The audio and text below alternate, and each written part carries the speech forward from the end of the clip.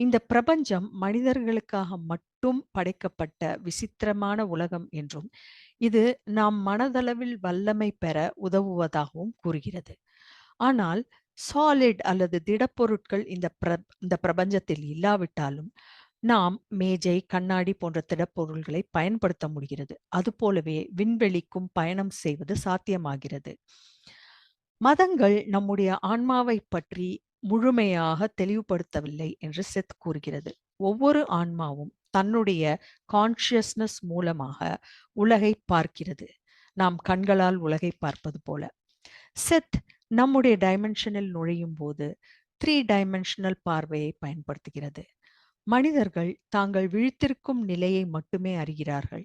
ஆனால் தூங்கும் பொழுது சூக்ஷ்ம உடலில் பல விஷயங்களை, அரிய விஷயங்களை செய்கிறார்கள். மனிதர்கள் பொருட்கள் அல்லது மேட்டர் மூலம் உலகில் வாழும்